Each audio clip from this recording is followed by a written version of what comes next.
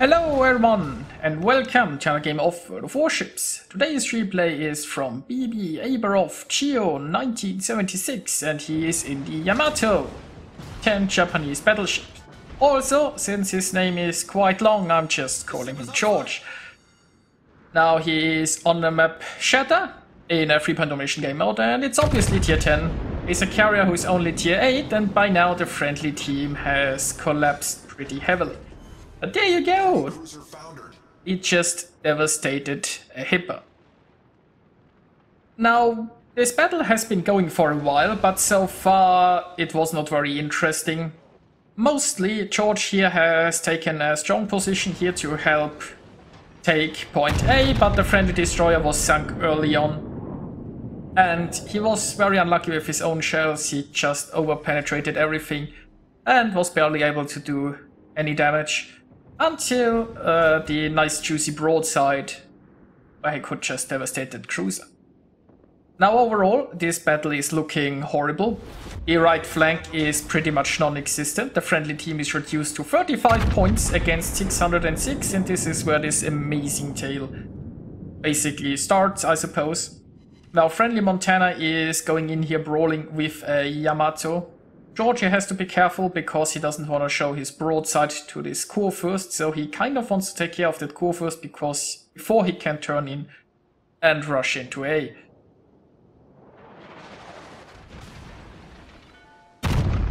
Now the enemy core first is scraping along the map border, which makes aiming a little bit more tricky, I suppose. He is aiming high here because he wants to get the juicy penetrations in the upper belt.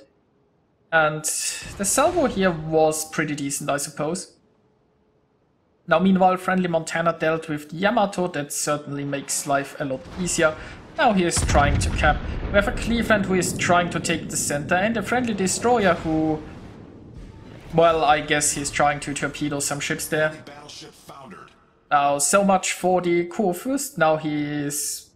well, hopefully he can make this turn. The Yamato is not known for a small turning circle. But he is reducing his speed in order to make the turn here and get inside this capture point. And then I guess we will take it from there. There is Des Moines who is most likely on his way here. Let's hope that they can intercept the Des Moines before he takes down this Cleveland.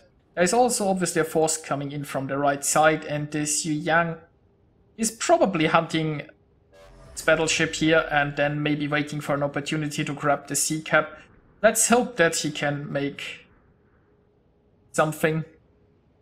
And look at that, the Cleveland just got taken out.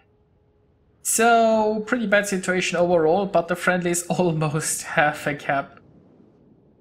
Now it's only like 550 points to catch up, and, well, they only almost have a cap because the Montana got corrupted.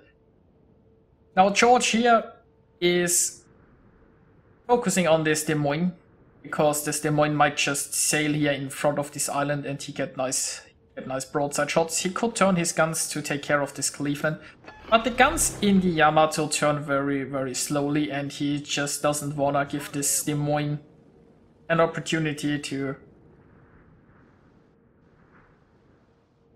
maybe make a daring move here across this gap and escape.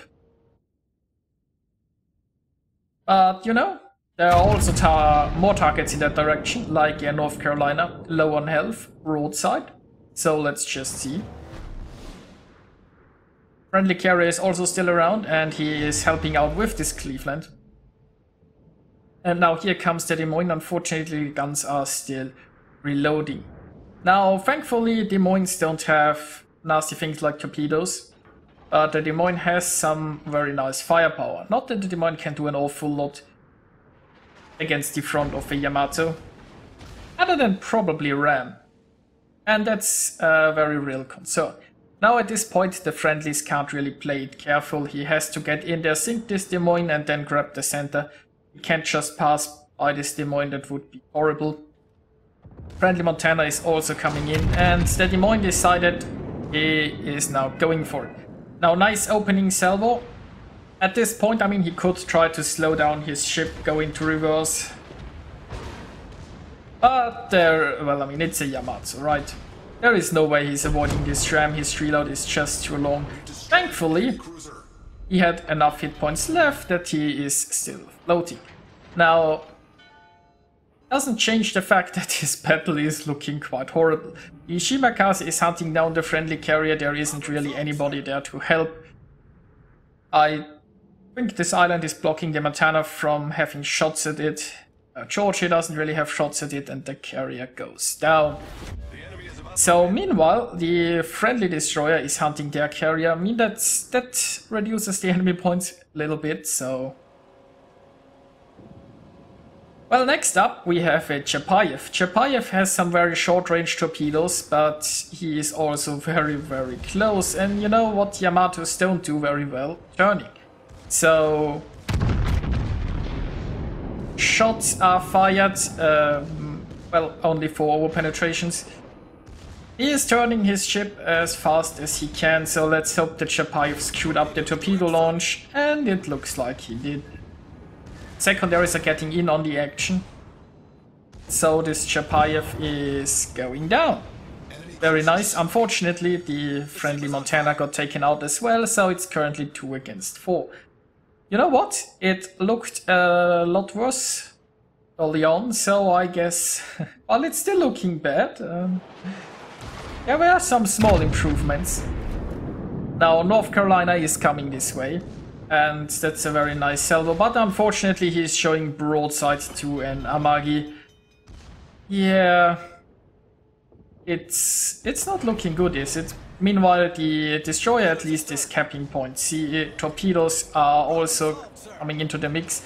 The enemy North Carolina decides that screw this. He is just going to show some broadside. And now here we have Captain Yamamoto coming to the rescue. The Kraken's unleashed, and the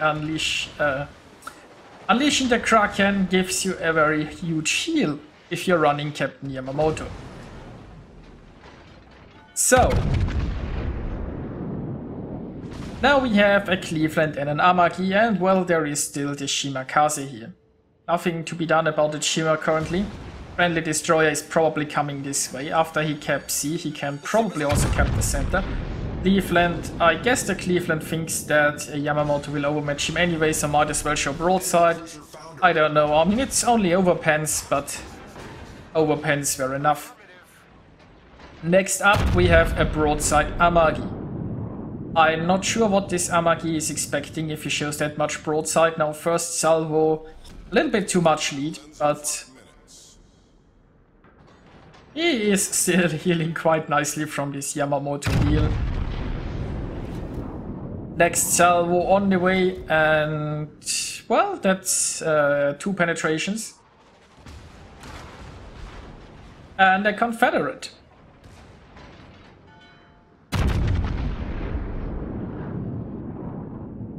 So far, he is not getting overly lucky with his shells here. The Amagi, on the other hand, just doesn't care. He just keeps to show his broadside. And what about this? Well, yeah. But there is a high caliber award. So I guess that's good. And you know, I don't think he's aiming that badly. A little bit better salvo this time.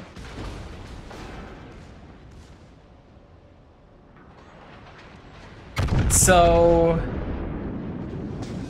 yeah, finally the battleship was dealt with. I mean, it helped that Yamagi never even considered turning around. Now we know that the Shima is inside A, and oh my god, there is just no escaping those torpedoes, is there?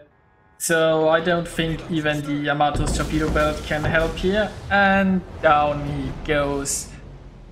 Well, it comes down to a one-on-one, I suppose, between this Yu Yang and the enemy Shimakaze.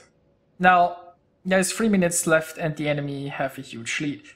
I think if the Shimakaze just runs away now, he will most likely win.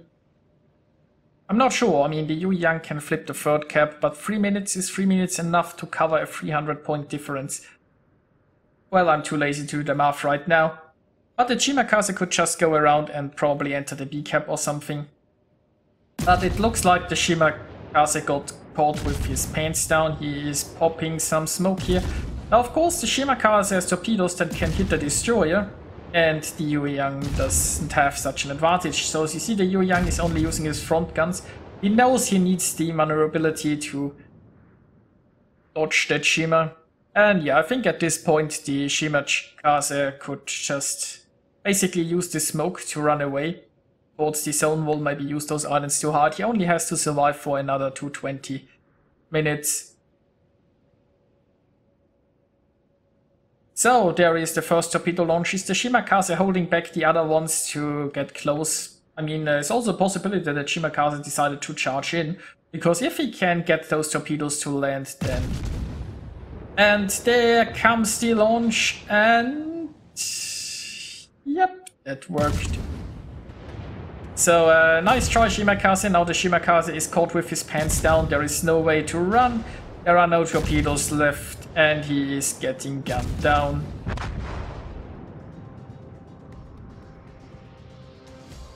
Now here we are with the results, and George earned himself 2,961 base experience. Oh my, that was nicely done, I suppose. Also, obvious shout out to the Yueyang, who took down the Shimakaze in the end and secured the victory. Now, George earned himself a Confederate, a Devastating Strike, a Die Hard, a Kraken, and a High Caliber. He sunk 7 enemy ships and scored 212,000 points of damage. So this was an incredible comeback. This battle looked so lost, and they somehow turned it around. Obviously the enemy team helped by throwing this game pretty hard. So this was very fun to watch. I hope you enjoyed it as well, and I'll see you guys next time.